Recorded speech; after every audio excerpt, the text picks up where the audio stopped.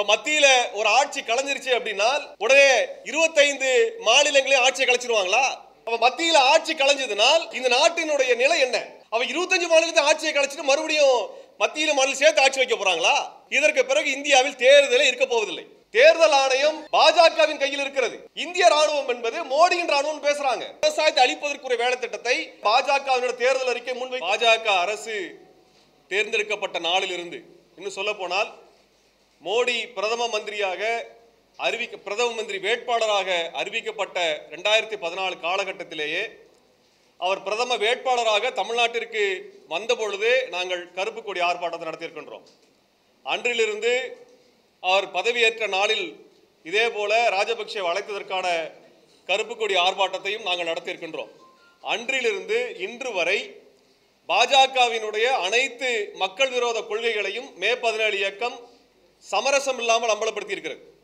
அவங்க ஆட்சிக்கு வந்த பாராளுமன்றத்தில் முதல் அமர்வின் பொழுது சொன்ன உலக வர்த்தக கழகத்தில் ரேஷன் கடையை மூட மாட்டோம் என்கின்றெல்லாம் பேசிய நிர்மலா சீதாராமன் அவர்கள் பேச்சு, அது 2014 ஆகஸ்ட் முதல் வாரத்தில் பேசினாங்க. ஆனால் அதே 2014 நவம்பர் 15ஆம் தேதி உலக வர்த்தக கழகத்தில் WTOல ரேஷன் கடைகளை மூடுவதை பற்றியான வாக்குறுதிகளை கொடுத்ததையும் மே 17 இயக்கம் தான் அம்பலப்படுத்தியது. அதே போல ஹைட்ரோ கார்பன் எடுக்கின்ற இவர்களது கொள்கைகள், அது HELP என்று சொல்லக்கூடிய ஹைட்ரோ கார்பன் எக்ஸ்ப்ளோரேஷன் லைசன்சிங் பாலிசியாக இருந்தாலும் சரி, ஓப்பன் ஏக்கரேஜ் லைசன்சிங் பாலிசியாக இருந்தாலும் சரி, இவர்களுடைய ஹைட்ரோ கார்பன் பாலிசி திட்டத்தை அம்பலப்படுத்தியது மே 17 இயக்கம். இதே போல அவர்கள் கருப்பு பண ஒழிப்பு என்று சொன்ன பொழுது இது இங்கே இருக்கக்கூடிய சிறு வர்த்தகத்தை, சில்லறை வர்த்தகத்தை அழிப்பதற்காக கொண்டு வரப்பட்ட திட்டம் என்று அதே இரவு நவம்பர் 8ஆம் தேதி இரவிலேயே மே 17 இயக்கம் அறிவித்தது. அது இப்பொழுது நிரூபணமாக இருக்கிறது. அதே போல GSTயை கொண்டு வந்த பொழுதும் மே 17 இயக்கம் மாநில உரிமைகளை அளிக்கின்ற விதமாகவும் WTOவிலே இவர்கள் உலக வர்த்தக கழகத்தில் அமெரிக்காவிற்கு சாதகமாக இந்த வரியை கொண்டு வந்திருக்கிறார்கள். இதுவும் சிறு வர்த்தகத்தையும் சிறு தொழில்களையும் முடக்கின்ற திட்டம் என்று நாங்கள் அம்பலப்படுத்தி இருந்தோம். அதே போல கடற்கரை மேலாண்மை சட்டம், மின்சாரத்துறையில் கொண்டு வந்திருக்கக்கூடிய சட்டம், விவசாயத்தில் கொண்டு வந்திருக்கக்கூடிய சட்டங்கள், கல்வித்துறையிலே இவர்கள் கொண்டு வந்திருக்கக்கூடிய புதிய கல்விக் கொள்கை, இவை அனைத்தையும் மே 17 இயக்கம் தொடர்ச்சியாக அம்பலப்படுத்தியிருந்தது மட்டுமல்ல, பண்பாட்டு தளத்திலும் இவர்கள் எவ்வளவு தூரம் மக்கள் விரோதமாக, தமிழர் விரோதமாக செயல்பட்டிருக்கார் என்பதை மே 17 இயக்கம் அம்பலப்படுத்தியிருக்கு. இதனால தான் மே 17 இயக்கத்தின் மீது தொடர்ச்சியான வழக்குகள் பதிவு செய்யப்பட்டு நாங்கள் கைது செய்யப்பட்டிருக்கின்றோம். அதே தருணத்திலே இந்த பாஜக அரசு தமிழர் விரோதமாக குறிப்பாக எப்படி செயல்பட்டது என்பதை, தமிழ்நாட்டில் நடந்த பேரிடர்கள், தமிழ்நாட்டினுடைய உரிமைகள் சார்ந்த போராட்டங்கள், இங்கே ஜல்லிக்கட்டிலே நடந்த வன்முறைகள், இவை அனைத்தையும் மே 17 அம்பலப்படுத்தி இருக்கிறது. கடந்த 5 ஆண்டுகளில் பாஜகவினுடைய பொருளாதார கொள்கைகளை அம்பலப்படுத்தியிருக்கிறோம், பண்பாட்டு கொள்கைகளை அம்பலப்படுத்தியிருக்கிறோம், சமூக விரோத கொள்கைகளை அம்பலப்படுத்தியிருக்கிறோம். இந்த தமிழின விரோதமான இந்த பாஜக ஆட்சி முறை என்பது இந்தியாவினுடைய ஜனநாயக நிறுவனங்களை அழிச்சிருக்குது. இந்தியாவிலே சுதந்திரமாக செயல்பட வேண்டும் என்று உருவாக்கப்பட்ட அரசியல் சாசன நிறுவனங்கள் முற்றிலுமாக அழிக்கப்பட்டிருக்கின்றன. இதற்கு பிறகு இந்த ஆட்சி முறை என்பது முழுவதுமாக ஒரு சர்வாதிகார ஆட்சியை நோக்கி நகர்ந்து கொண்டிருக்கிறது என்பதை நாங்கள் தருணத்திலே சொல்லிக்கொள்ள விரும்புகிறோம். இப்பொழுது இன்று காலை வந்திருக்கக்கூடிய பாஜகவினுடைய தேர்தல் அறிக்கையிலே இனி வரும் காலத்திலே அவர்கள் ஆட்சிக்கு வந்தால் இந்தியாவிலே மாநிலங்களிலும் மத்தியிலும் ஒரே காலத்தில் தேர்தல் நடத்துவோம் என்று வாக்குறுதி கொடுத்திருக்கிறார்கள். இது ஜனநாயக விரோதமானது. நான் கேள்வி எழுப்ப விரும்புகிறோம். இப்ப மத்தியில ஒரு ஆட்சி கலைஞ்சிருச்சு அப்படின்னா உடனே 25 மாநிலங்களையும் ஆட்சியை கலைச்சிருவாங்களா?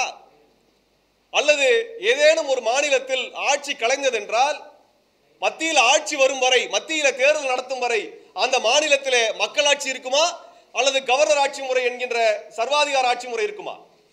இதற்கெல்லாம் மோடி அரசு பதில் சொல்லவில்லை. ஆனால் சூசகமா என்ன சொல்றாங்கன்னா, இனி வரும் காலத்தில் இந்தியாவில் தேர்தலை இருக்காது என்பதற்கான அடிநாதமாகத்தான் இதை முன் வச்சிருக்கிறாங்க. ஒரே சமயத்திலே மாநிலத்திலும் மத்தியிலும் தேர்தல் நடத்துவது என்பது எப்படி சாத்தியம்?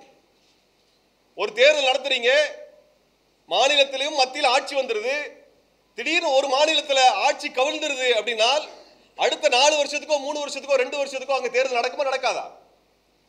ஒருவேளை மாநிலங்கள் எல்லாம் தேர்ந்தெடுத்த ஆட்சி நிலையா இருக்குது, ஆனால் மத்தியில் ஆட்சி கவுந்துருச்சுன்னா என்ன பண்ண போறாங்க? அப்ப மத்தியில் ஆட்சி கலைஞ்சதுனால் இந்த நாட்டினுடைய நிலை என்ன? அவ 25 மாநிலத்தை ஆட்சியை கலைச்சிட்டு மறுபடியும் மத்தியில மாநிலம் சேர்த்து ஆட்சி வைக்க போறாங்களா?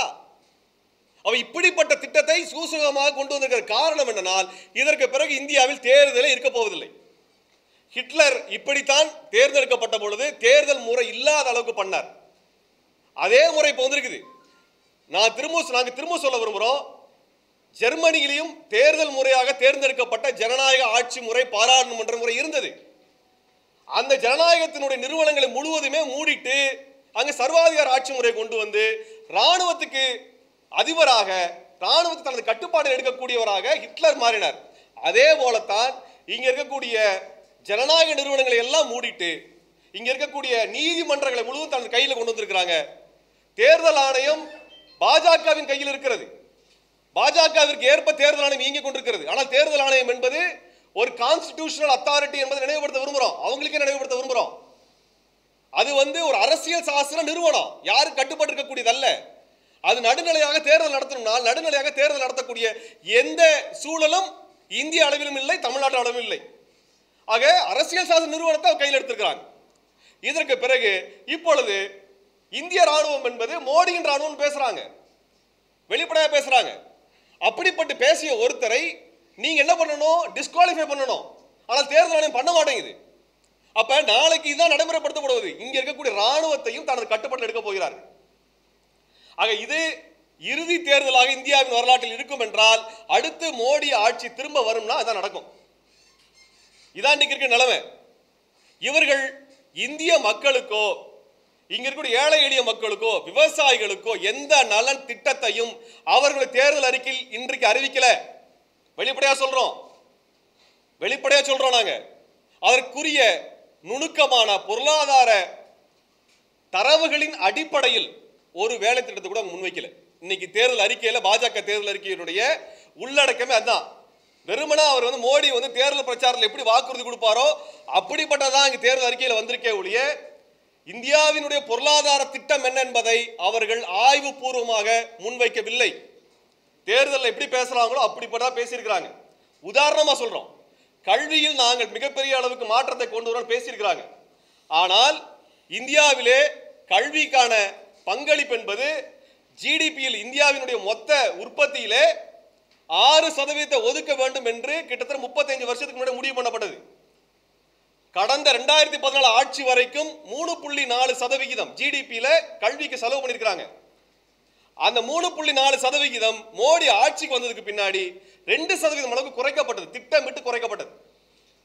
அங்கே ஆரம்ப பள்ளிக்கும் நடுநிலை பள்ளிக்கும் உயர்கல்விக்குமான நிதி முற்றிலுமாக ஒதுக்கப்பட்டது, குறைக்கப்பட்டது. அப்ப இன்னைக்கு வச்சிருக்கக்கூடிய தேர்தல் அறிக்கையில் தெளிவா சொல்லணுமா இல்லையா?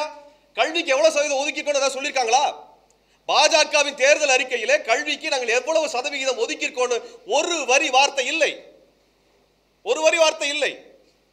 6% ஒதுக்க வேண்டும் என்று வாக்குறுதி கொடுத்து 35 வருஷம் ஆகுது. இந்த ஆட்சி 3%இருந்து அது கீழே கொண்டு வந்ததோடைய இன்றைக்கு தேர்தல் அறிக்கையில் கூட அதை சொல்லல. கல்விக்கே அவன் செலவு பண்ணல அப்படின்னா நாளைக்கு வேலை வாய்ப்பிற்கு எதுவும் செலவு பண்ண போறதில்லை, அதுக்கான வேலை திட்டமே இல்லை. வேலை வாய்ப்பு கொடுப்பதற்குரிய எந்த வேலை திட்டமும் பாஜக தேர்தல் அறிக்கையில் கிடையாது. அதே சமயத்தில் என்ன சொல்றாங்கன்னா ஒரு விஷயம் தெளிவா இருக்கிறாங்க பாஜக அரசு, இந்தியா முழுவதும் சமஸ்கிருதத்தை நாங்கள் பள்ளிக்கூடத்தில் கல்வியாக கொண்டு வருவோம், அதற்குரிய ஆசிரியர்களை பயிற்றுவிப்போம், பாணினி விருதுகளை அவங்களுக்கு வழங்குவோம்னு சொல்லியிருக்கிறாங்க. வேற எந்த மொழியை பற்றியோ தொழில்நுட்பத்தை வளர்த்துவதை பற்றியோ அறிவியலை வளர்த்துவதை பற்றியோ பிற துறைகளை வளர்ப்பதை பற்றியோ எந்த விவரங்களும் ஆய்வு பூர்வமாக பாஜக அறிக்கையில் இல்லை, குறிப்பா இல்லை. குறிப்பிட்டு சொல்லப்பட்டது சமஸ்கிருதத்தை பற்றி மட்டும் தான் சொல்லியிருக்கிறாங்க, வேற எந்த மொழியும் சொல்லல, வேற எந்த மொழியை பற்றியும் பேசல, எந்த துறையை பற்றியும் பேசவும் இல்லை. இதுதான் பாஜகவினுடைய தேர்தல் வாக்குறுதி என்னால் வரக்கூடிய நாள் எப்படி இருக்குங்கிறத நாங்கள் உங்களுடைய கற்பனைக்கே விட்டுறோம். அதே போல வளர்ச்சி திட்டம் என்பதை பற்றி விவசாயிகளுக்கு நாங்கள் மிகப்பெரிய அளவுக்கு உதவி பண்ணுவோம்னு சொல்லியிருக்கிறாங்க. கிரெடிட் கார்டு விவசாயிகள் தருவோம்னு சொல்லியிருக்கிறாங்க. அந்த விவசாயி முறையாக பணத்தை திருப்பி கட்டினா அவங்களுக்கு நாங்கள் வட்டி வாங்க மாட்டோம்னு சொல்றாங்க. கிரெடிட் கார்டு எப்படி பயன்படுத்தப்பட்டதுன்னு எல்லாமே தெரியும். மறுபடியும் விவசாய கடனாளி ஆக்குகின்ற திட்டத்தை தான் முன் வச்சிருக்காங்களே ஒழிய விவசாயத்திற்குரிய புள்ளி விவரத்தின் அடிப்படையில், ஏன்னால் இந்த அரசாங்கத்தில் புள்ளி விவரம் இருக்குது, ஆட்சியில் இருக்கக்கூடிய அரசாங்கம். அப்ப விவசாயத்தோட உற்பத்தி எவ்வளவு இருந்தது, விவசாயத்தில் கொள்முதல் எவ்வளவு இருந்தது, உற்பத்தி செய்யப்பட்ட விளைபொருளை எவ்வளவு விலைக்கு வாங்கணுங்கிற விவரம் அந்த அரசுக்கு தெரியும். அந்த கொள்முதல் விலை எவ்வளவு உயர்த்த போறேன்னு சொல்லல. விவசாயினுடைய கொள்முதல் விலையை உயர்த்தணும்னு சொல்லல. நாள் எப்படி விவசாயம் வளர்த்த போறாங்க, எப்படி விவசாயம் வளரும்? அதே அளவு கொள்முதல் விலை தான் வச்சிருப்போம் அப்படின்னா எப்படி விவசாயம் வளரும்? ஆக அந்த விவரம் எல்லாம் கொடுக்கவே இல்லை. அவங்க விவசாயத்தை பற்றி எந்த சொல்லல. அதே சமயத்தில் ஒன்னு தெளிவா சொல்றாங்க, நாங்க பாரத் மாலா திட்டத்தையும் சாகர் மாலா திட்டத்தையும் இன்றும் அதனுடைய இரண்டாவது கட்டத்தை நடைமுறைப்படுத்த சொல்றாங்க. இந்தியாவிலே குறிப்பா தமிழ்நாட்டில் 8 வழிச்சாலையில் இருந்து அங்கே மதுரை, நத்தம், திண்டுக்கல், ஒட்டஞ்சத்திரம் பகுதி சாலை, அதே போல கன்னியாகுமரி வந்த சாலை அத்தனையுமே பாரத் மாலா திட்டத்தில் கொண்டு வரப்பட்ட சாலைகள் எல்லாமே விவசாய நிலங்கள் அளிச்சது. அதே திட்டத்தை விரிவுபடுத்தணும் அவங்க பேசியிருக்கிறாங்க. ஆக விவசாயத்திற்கு எந்த வேலை திட்டமும் இல்லை. ஆனால் விவசாயத்தை அளிப்பதற்குரிய வேலை திட்டத்தை மிக நுணுக்கமாக பாஜக தேர்தல் அறிக்கை முன்வைத்திருக்கிறது. இதே நிலைமைதான் வெளியுறவு கொள்கையை பத்தியும் பேசுறாங்க. அவங்க தமிழ்நாட்டினுடைய மீனவர் பிரச்சனையை குறித்து வெளியுறவு கொள்கையில என்ன நிலைப்பாடு எடுக்க போறாங்க அவங்க பேசல, எதுவுமே பேசல. எந்த குறிப்பிட்ட திட்டமும் எதுவும் இல்லை. எப்பவும் பண்ணக்கூடிய மோடி வாயில வட சுடுவதை போலதான் அந்த அறிக்கை இருக்குது.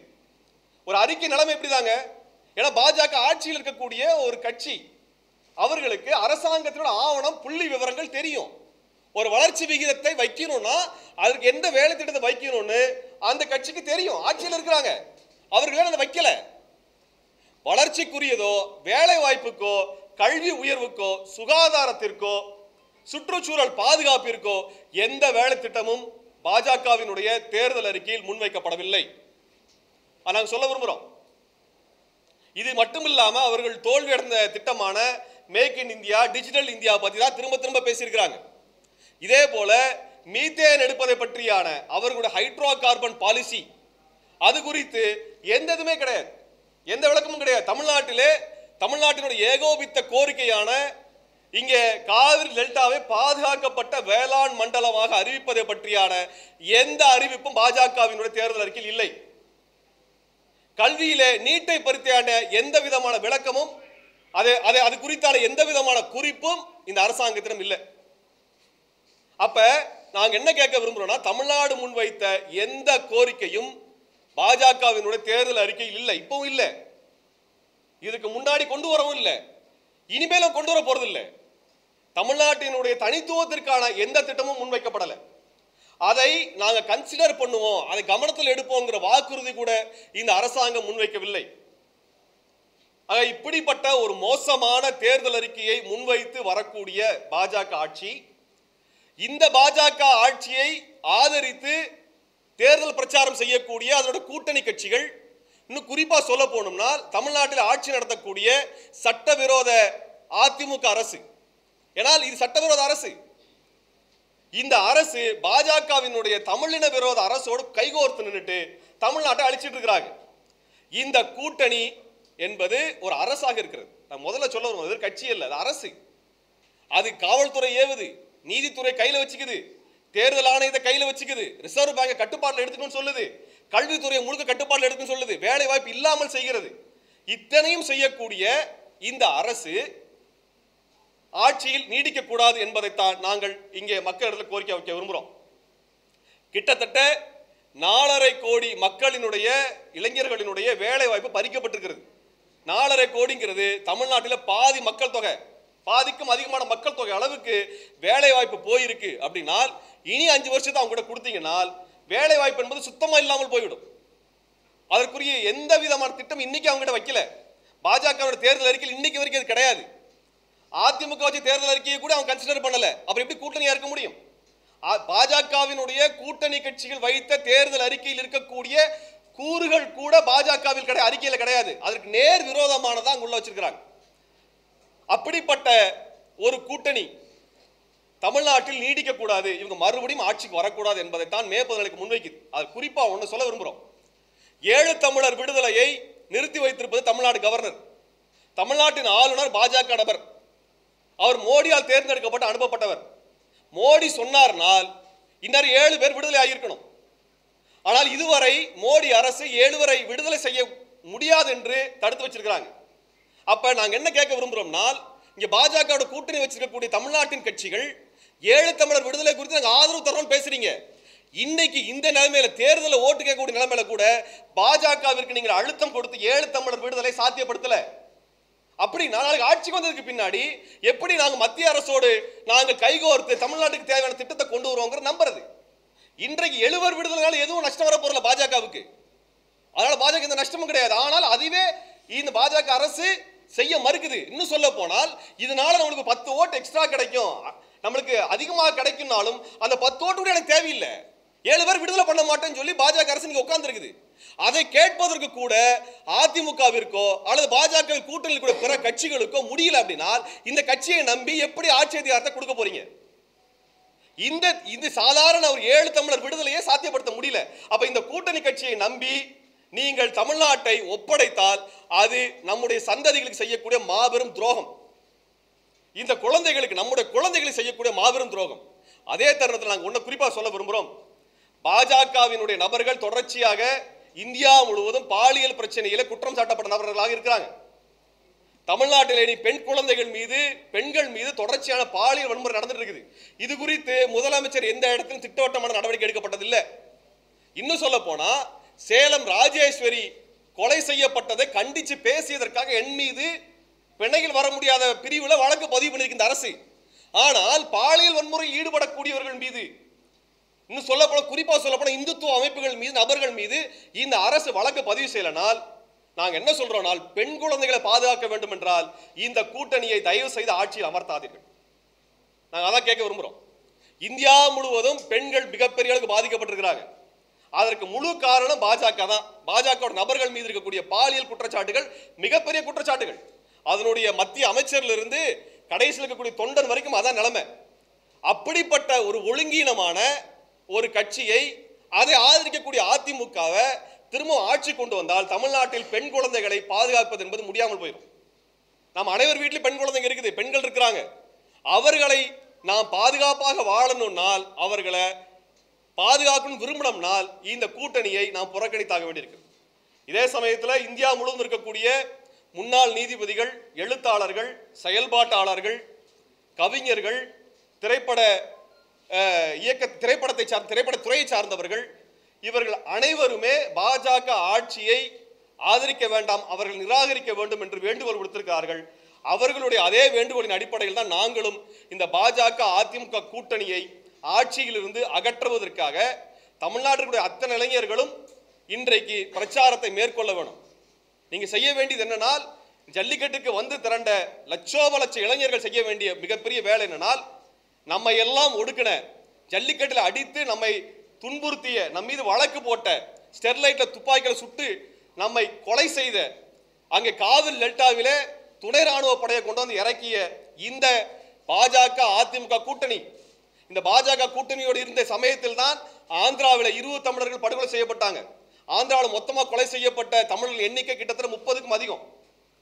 இது அத்தனையுமே இனிமேலும் நடக்கக்கூடாது. அப்படின்னால் இந்த கூட்டணியை ஆட்சியில் இருந்து அகற்றுவதற்குரிய பிரச்சாரத்தை எங்கெல்லாம் வாய்ப்பு இருக்கிறதோ, உங்களுடைய நண்பர்களிடத்திலே, உங்கள் உறவினர்களிடத்திலே, நீங்கள் பணி செய்யக்கூடிய இடத்திலே நீங்கள் இந்த கூட்டணியை வீழ்த்துவதற்குரிய என்ன பிரச்சாரம்லாம் செய்ய முடியுமோ அத்தனை பிரச்சாரத்தை செய்யுங்க. இன்றைக்கு ஜல்லிக்கட்டு போராட்டத்தில் நின்ற லட்சோப லட்சம் இளைஞர்கள் செய்ய வேண்டிய வேலை, இந்த கூட்டணியை ஆட்சி அதிகாரத்திலிருந்து, அரசியலிருந்து அகற்றுகின்ற உறுதிமொழியை நாங்கள் எடுக்க வேண்டும் என்று நாங்கள் இந்த சமயத்தில் தமிழ்நாட்டு இளைஞர்களுக்கு வேண்டுகோள் வைக்கின்றோம். தமிழ்நாட்டில் இருக்கக்கூடிய பொறுப்புள்ள பெற்றோர்கள் தங்கள் பெண் குழந்தைகளை பாதுகாக்க வேண்டும் என்றால் இந்த கூட்டணி அதிகாரத்திலிருந்து அகற்றப்பட வேண்டும் என்பதற்கு நாங்கள் வேண்டுகோள் வைக்கிறோம். அந்த அடிப்படையில் இவர்களை நீங்கள் ஆட்சி அதிகாரத்திலிருந்து அப்புறப்படுத்துங்கள் என்கின்ற கோரிக்கை இந்த தருணத்திலே நாங்கள் எங்களது நிலைப்பாடாக முன்வைக்கின்றோம். ஹாட் சினிமா அப்டேட்ஸ் உங்களுக்கு தெரிஞ்சுக்கணும்னா உடனே நம்மளுடைய ஃபன் நெட் வீடியோவை லைக் பண்ணுங்க, ஷேர் பண்ணுங்க, கமெண்ட் பண்ணுங்க, மறக்காம சேனலை சப்ஸ்கிரைப் பண்ணுங்க.